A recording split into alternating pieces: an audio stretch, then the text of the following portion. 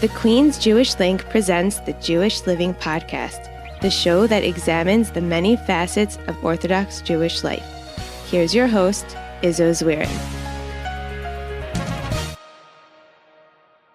Addiction has become one of the worst scourges in society.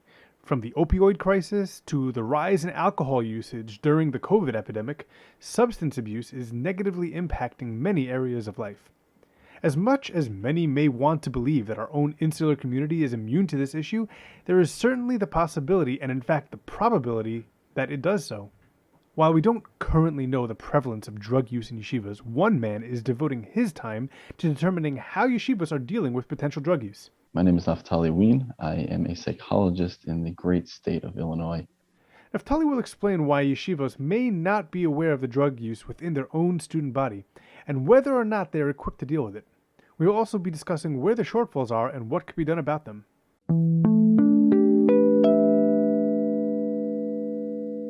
Naftali, thank you so much for joining us this week. I want to get a little bit of a sense of who you are. Give me a little bit of background information about Naftali Wein and the research that you've done.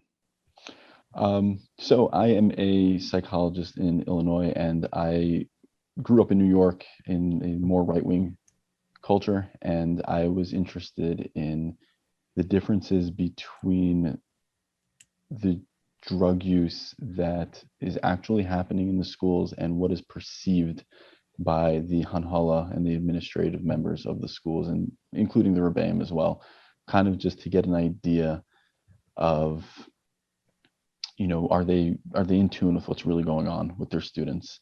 Obviously, interviewing people under the age of 18 requires a lot of legal moving, so we just stuck with interviewing the Hanhala and comparing their perceptions to the national averages, because the Amish meet the national averages, so it would be a safe assumption that the more exposed yeshivish world might meet it, but obviously there needs to be studies done in that area.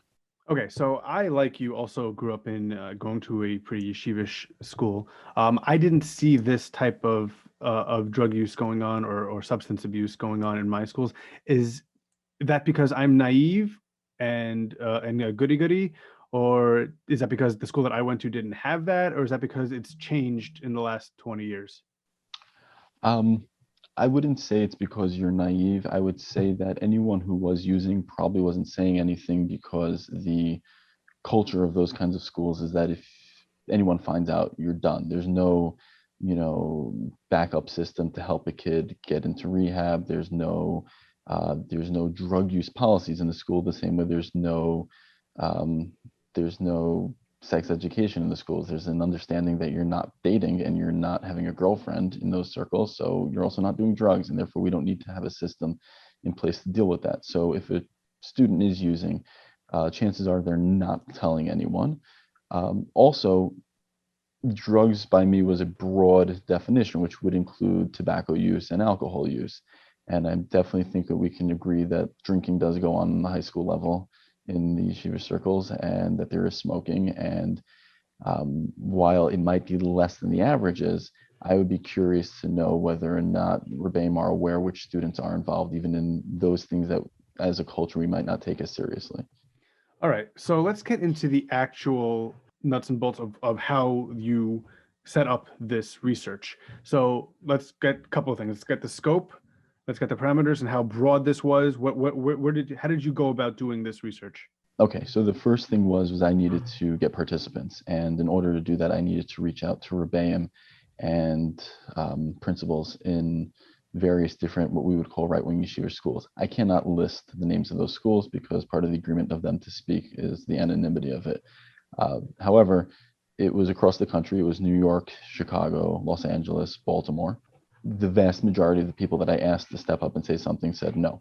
So I think I probably reached out to close to 50 different people, and only 7 of them agreed to go on record and say anything. Okay.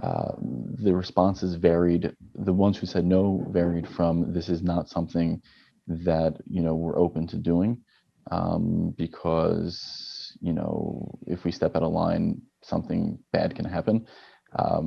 It seems there was a lot of top-down pressure not to come out and say anything. Some people said, well, unless you get the permission of someone high up and, some respected rabbi, again, whose name I can't use.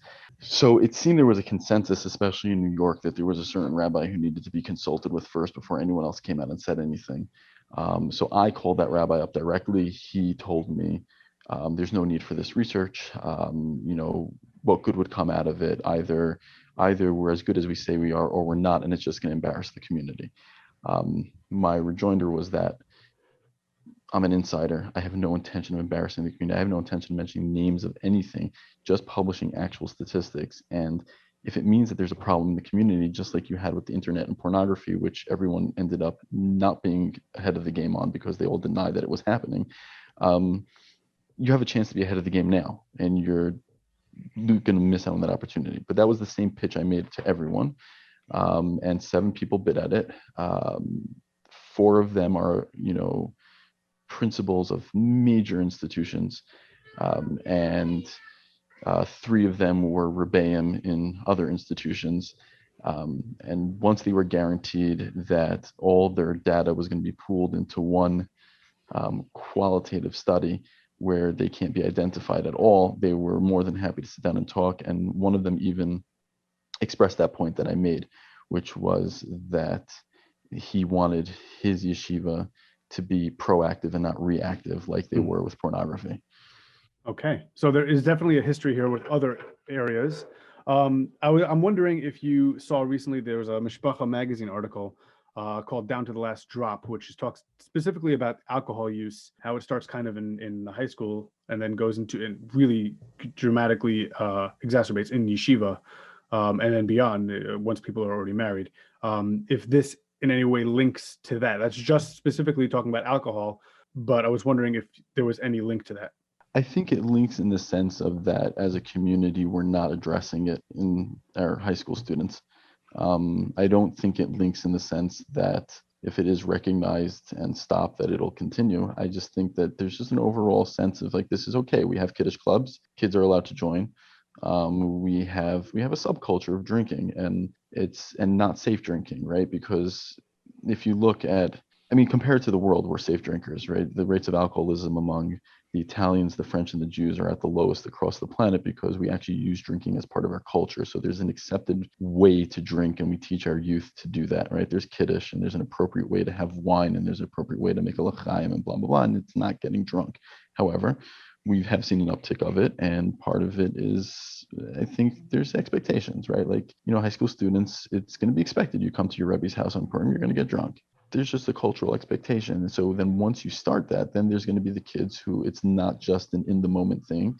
You're going to have your kids who, when they have an open bar at a wedding, are going to take advantage of it. And, they go to a l'chaim on Shabbos and they're going to take advantage of it. And it's not everyone. I don't think it's, nearly as pervasive as the alcoholism rates in the country, but it's still something that needs to be addressed because it's not safe. Last question about how you structured the study is, are these all boys yeshivas? Are there any girls that you looked at in this?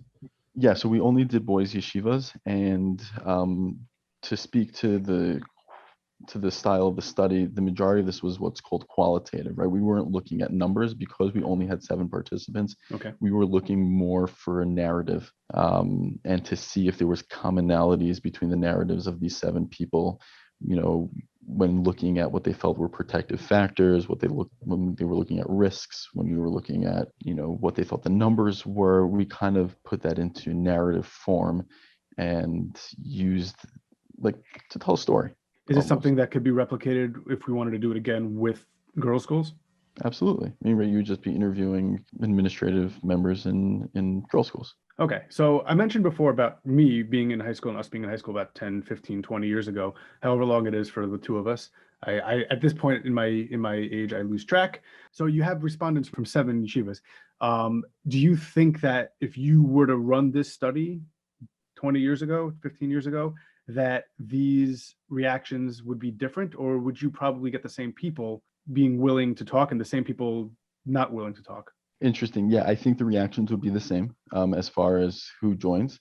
And because the people that I spoke to, it was just very clear that they were more concerned with progressing the safety and well-being, both mentally and physically, of their students than they were about protecting the party line. And they've the the I'm trying to remember the least amount of time any of them was in chinuch, I think, was like 25 years. So these guys have all been in the game for a while. And they were, I would assume, because I didn't know any of them really back then, I would assume that they were just all as focused on their agenda then as they are now. And the last question I had about the design itself was, how did you decide what is like a right-wing enough yeshiva for this? Like, are you modern Orthodox? What was your delineating factor? Did the boys have to be wearing black hats? Like, how far right did they have to go? That's a really good question. I think I had two cutoffs in my mind initially. Number one was yeshivas that I would have affiliated myself with when I was in high school. So kind of like that idea. So it's very subjective point of view. Fine, that's fine. It's your study. 100%. And in the study, I had to respond to that idea. Right. There's a lot of reflexivity, right, where I'm an insider and I might have certain ideas that I'm hoping they're going to express, right? So that actually had to be addressed in the study. But also the other cutoff was I wanted schools, and in speaking to them, I asked point blank, do you have a drug policy and do you have any training towards your students to, for prevention action? And when I got a no, that was very helpful, because that just meant, that this is not something to even think about. So, the school wasn't in the study, so I think I can mention it. But, take a school like DRS, for example, where they are, they have a drug policy. They have a very solid one. And Rabbi Kamenetsky is, unbelievably aware and up on his game as far as what could possibly be going on, if anything is going on. He's in the know usually, as opposed to, one of my questions to these rebbeim were, would you recognize drug use if you saw it? And they all kind of were like, yeah, no, not really. Right. I think we would be able to tell if there was a behavioral change in our students, right? Like we love our students and we know our students well. And like if we started noticing changes in them, we would notice that, but we wouldn't necessarily relate it to drugs. Right. Okay. So let's get into the actual results of what happened. I'm going to let you lead this part because for those listening, I mean, that's who we're talking for, but this study hasn't actually been published yet. So we are very grateful for Naftali for joining us before any of these results become available to the general public. So me personally, I haven't been able to read the study yet. So I'm going to let you lead this part of the conversation about what you've been able to ascertain. Okay, so this is where we're at. The first thing we did was, obviously we needed to get the national averages, so we had a baseline number to compare things to, and then we just went ahead and asked them what they thought, each of these 7 people, what they thought was being used in each of the drug categories that we were looking at. Now, when you say national average, you mean like all schools all over the country? And the National Institute of Health's averages on adolescent drug use. Okay. Particularly juniors and seniors. Okay.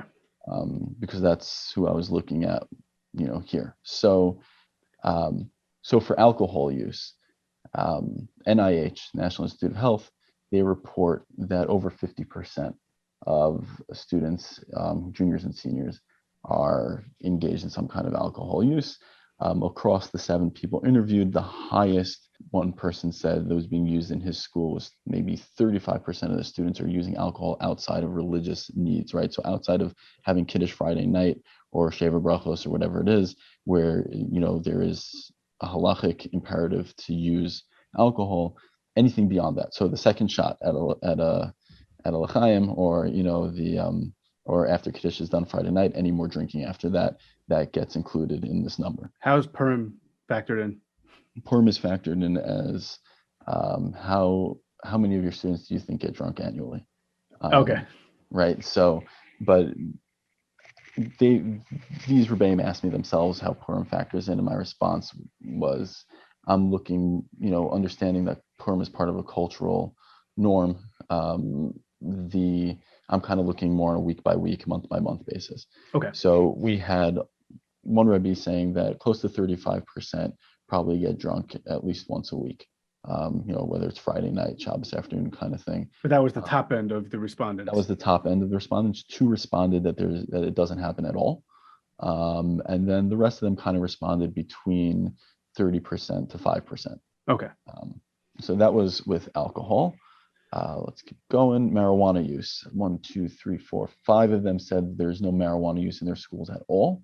2 of them responded that 10% of the students might use marijuana regularly. The national average is close to 35%. So there we see, battening down of the hatches and a circling of the wagons a little bit, where right. This doesn't happen here. So then I ended up making one chart for all of the rest of the drugs, because for heroin, synthetics, and all miscellaneous drugs, all 7 reported we don't have them in our school. Right. And what's the national average? National average for heroin is 0.5%. The national average for synthetics is 3.5%. All right, so they aren't very high anyway. Correct. No, right. So Correct. that one, what I'll say just from an observer's perspective, that seems like the first 2 things we mentioned, marijuana use and alcohol use, that seems like there's a major disparity between what these 7 principles are looking at versus what might possibly be going on. Right. Okay. Then there was also, we looked at nicotine, and nicotine meant cigarettes, vaping, any product that has nicotine in it. So the national average on that one was a little bit over 50%. 2 rebbeim said none at all in our schools. The low end was about 3%, and the high end was about 33%, with 2 more people coming in close to the 30% mark as well. So, there was some acknowledgement that this is prevalent. Interestingly, the next part of the study was to look at what they believed were protective factors. So when I got this data from them, I responded within the same meeting, here are the national averages. Why do you think your thoughts on all these drugs are so different than the national averages? And we had a bunch of different reasons that came up. Good friends, so good peer pressure in a good way. Moral values that have been inculcated into the students at a very young age. Institutional values, so the school mirroring the same values that should be at home. Rebbeim who are invested, that was a big one. So one good, amazing thing I can say is that 6 out of 7 people that I interviewed, whether they knew anything about drugs or not, was overshadowed by the unbelievable love and effort that they put into their talmidim, right? So they are completely invested in the success of their kids, which they believe is a protective factor. And a huge one that they all endorsed was minimal downtime, right? The kids are in yeshiva from basically 6:45 in the morning to 8 o'clock at night. They do not have time to get in trouble. Even if they wanted to do drugs, that would mean leaving at 9 o'clock at night to find it and using it right then and there, because they would have no time between then and getting home. And, it's really, they're in a very protected unit. So that was protective factors. And then within those protective factors, they got a chance to talk a little bit, and different themes emerged. And that's where the study really went. It became a thematic analysis where we kind of looked at different themes they were discussing. So one of the big themes was the idea of internal happiness, that these students, their contentment is coming from within, and they are not looking for outside sources to make themselves happy. What was fascinating was that many of these rebbeim believe this was a uniquely Jewish opportunity. So when they see the published study, they'll be probably pleasantly surprised to see that the Dalai Lama shares their views. What else? Core Jewish values was a big deal by them. A huge thing for me that jumped out, like I mentioned before, was just how invested they are in students. And I said 6 out of 7 because one Rebbe was a nice outlier when I asked him what kind of student uses drugs. I should say 6 out of 7 respond the kind of student that uses drugs is someone who's unhappy and may have something going on in their life and they need help, and using a substance that can harm you is just a cry for help. And they were understanding and empathetic, also acknowledging that they did not have a system to deal with that, right? Which they wish they had. But like they said, like obviously this kid would no longer be able to stay in our yeshiva, but we would do everything we can to help him find a place that can help him. They were 100% on board. One Rebbe frighteningly, stated that the kind of student that uses drugs is a bum.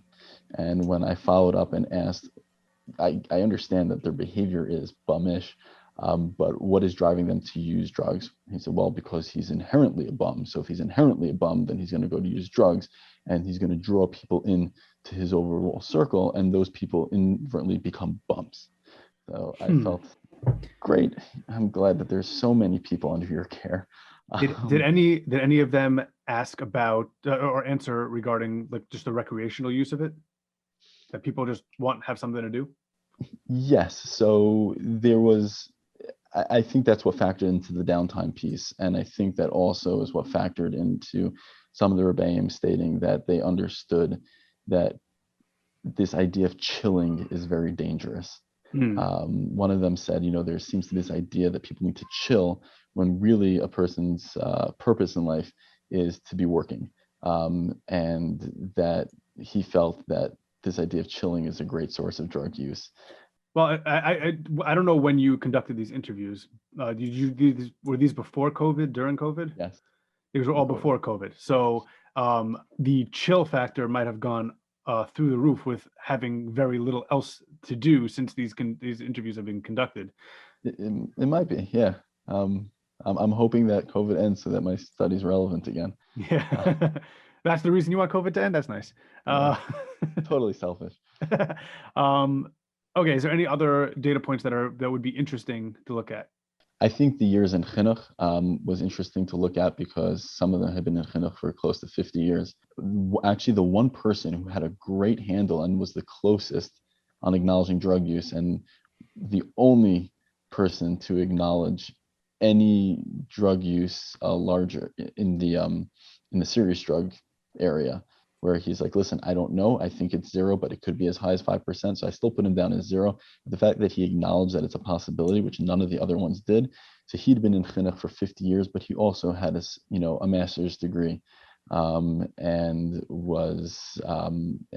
had a degree in social work and had already done drug counseling within the yeshiva system.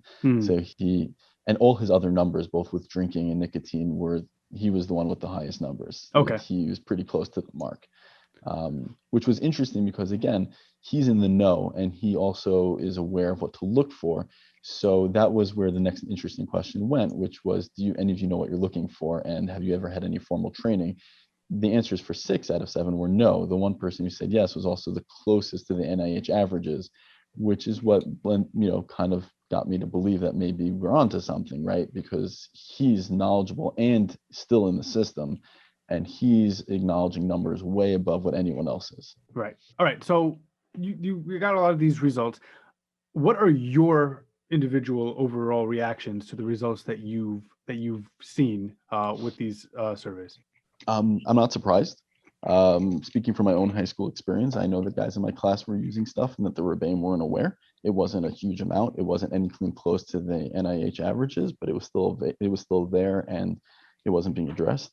Having said that, I think also I do believe that the yeshiva system has a lot of strong points, and those strong points are major protective factors. So I do think that while it's not as low as these respondents think it is, I think it is lower than the NIH averages, and that's that's the word I'm looking for. It is completely reliant on a very impressive system that has protected itself for centuries. They're very good at maybe not necessarily recognizing a problem before it happens or at the beginning stages of it, but they're very good at responding to it in the long run, right? So I would say that the response, let's say, to the internet was reactive and not thought out initially, to understanding how pervasive it is and how it's not going to be stopped. It's a question of how it's going to be dealt with. And I think that once they got a handle on that, they started coming up with creative solutions and things to do that were helpful and continuing to strengthen their communities. And I think that if this issue is handled in a similar vein, more proactive than reactive, they have really good opportunity to jump ahead and continue to do what they've done well for centuries, which is create B'nai Torah who are very strong. Okay, so a couple of things that are probably going to be on the minds of listeners. 7 respondents. And these are the 7 that admittedly seem to be more interested in doing something about a problem. How much worse or better off do you think yeshivas that didn't respond are? And how representative are these 7 of the entire community that we're looking to analyze? So like I said, these 7 are across the country, but they are bastions of the, I guess, yeshivishness. They Okay. are just they are tremendous institutions. So Okay. these are, and part of the reasons why I think they're tremendous institutions, why they've been able to grow, is because they were willing to come out and say something. I mean, these are people within the system whose goals are to create and protect an environment that they think is worthwhile. So that was their overriding reason why they wanted to come out and say something, because they wanted to explore this topic and they're ahead of the curve. And because of that, their systems and their yeshivas have been ahead of the game for years. And I think parents recognize that, right? They can recognize that these are people who care.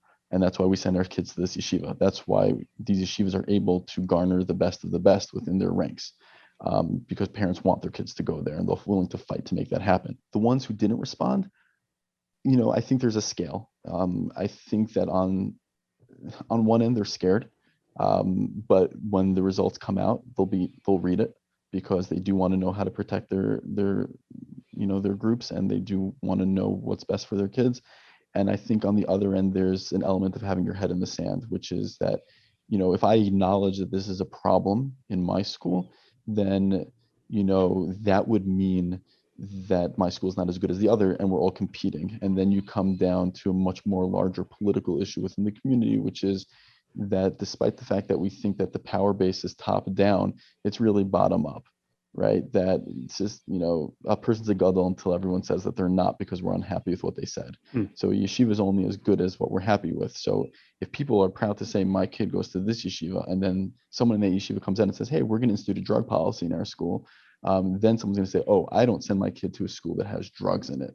And then you begin to have that kind of language being used, where if they were to actually had a joint effort, and I'm hoping that the results of this is that these 7 who are powerful people sit down with the other 50, and they're like, hey, listen, we came out and said something.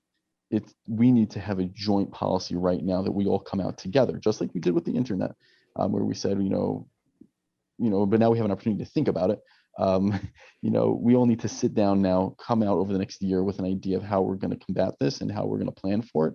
And if every yeshiva comes out and says, hey, we all now have drug policies, that might be helpful. So I think that, to answer your question, it's going to be harmful if they can't get their act together, because they're going to do a disservice to their own schools, and they will do a disservice to the schools that actually want to do something, but are scared that if they do, they're going to lose students because of bad perception. And just to be clear, none of these schools were what we would consider at-risk schools. These are all mainstream, like non-niche, like niche within our community, but non-uber niche schools. Right. They are correct. Mainstream, large institutions that we may or may not have heard of, depending on which circles we travel. Correct. Okay. All right. Last question I have about this. Now, you have all this research, you have all this data and your analysis. Is there anything that was proscriptive about your research? Like when you're talking to these principals, is there anything that you say like, oh, you should have this, or anything that you want to say now that schools should have, aside from a drug policy that you've clearly stated before, but anything else that you think would be important, either that you have iterated to teachers, or that you haven't and would be possible to talk about now? There was some discussion. It wasn't my goal to educate them at the time. It was my goal that after the study came out, to come back to them with it. And that's actually part of the agreement with the 7 that did say something, is they will get copies of this research immediately upon publication, free of charge. Like they're getting the article sent directly to them so that they can see what came out of it, because they were curious. And they were curious because part of the conversation was, if the research does indicate that we kind of need to up our game a little bit, what is it that we would want to do? And that was part of the questions I asked them. Is I said, well, have any of you had any formal training in how to recognize drug use and what to do when it does come up? And they all answered no, with the exception of one. So that would be a great start. Go and take a class and get some training. Maybe Torah Masor can sponsor it themselves on how to do this. There's tons of people out there who are trained to train teachers, right? You don't have to get a certificate in addictions counseling. You just need to know what you're looking for, and it doesn't take long. The other thing is that, just like we have speakers come into yeshivas maybe before Purim and remind them that, how to behave appropriately and create a Kiddush Hashem, we can also have professionals come in and speak to students about the risks of drugs and what to look for in your friends if they're using, and how to help them and how to be a good friend about it. And the last thing would be to destigmatize the school's response, right? So the kids are always scared to speak up because I'm going to get kicked out of yeshiva. And I think that Rebbeim need to start sending the message that, if you come to us first and you let us know that you're struggling with something and you haven't made this a big public issue within the school, we have tools in place to help you. So schools need to build referral lists for rehab centers and for addiction counselors and stuff like that. And then Rebbeim can very quietly tell a student, hey, listen, I thank you for coming up. And the policy should be, listen, you let us know, you tell us, we're on your side and we'll help you. But if we find out that, you're not telling us and we find out about it, so you get one chance. And then if it continues, and especially if it becomes an issue of you dealing in the yeshiva, so then obviously a more strong position of possibly finding a different location for that student is in play. But to give them a chance not to be scared to say something. So it sounds like there's two actual stigmas that you're talking about. It's the stigma of a student being able to come forward and admit that they're having a problem, and two, it's for yeshivas to admit to communities that there may be a problem here. So one is more of a macro, one is more of a micro issue that we need to address. There's obviously a ton more on this topic that we don't have time for. When can we expect this to be published, and where can people find a copy of it? So it should be published in the next 3 to 4 weeks. Okay. And we're recording this before Pesach, so maybe by the time this airs, it will have been published already, and we'll let you know on our show wrap up if it has been published. Yeah, and then I will.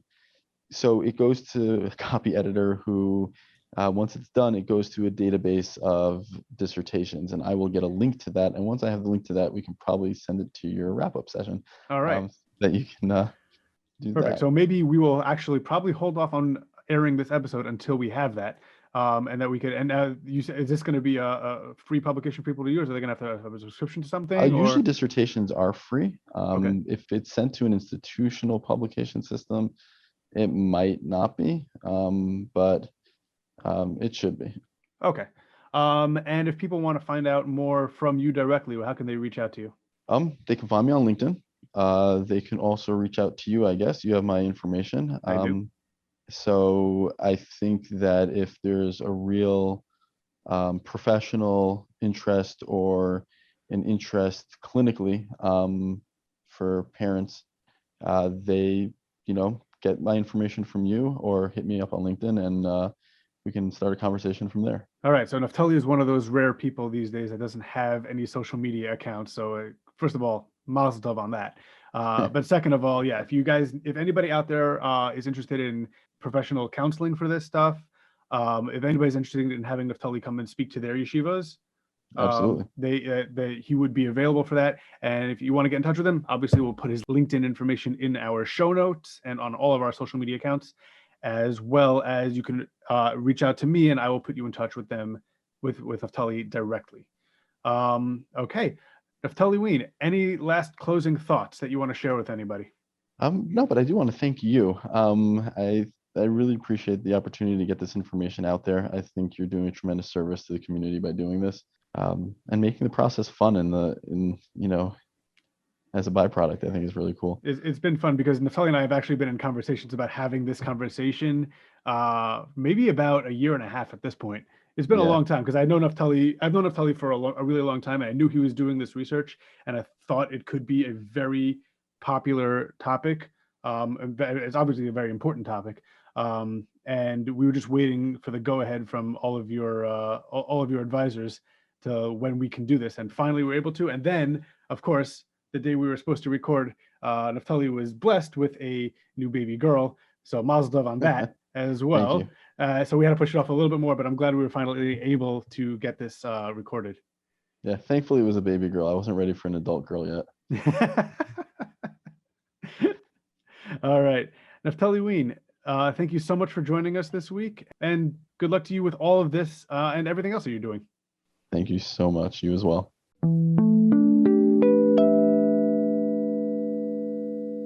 My thanks to Dr. Naftali Wein for joining us this week.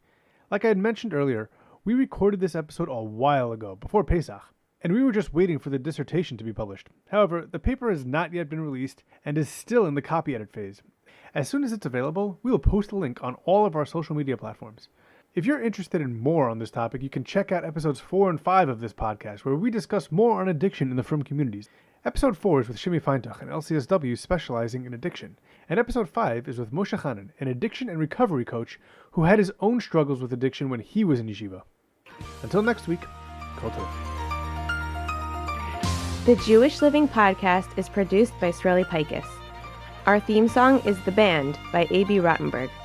Follow us on Facebook at The Jewish Living Podcast and on Twitter and Instagram at Jewish_living. You can also email the show at jewishlivingpodcast@gmail.com. The Jewish Living Podcast is recorded in conjunction with the Queen's Jewish Link.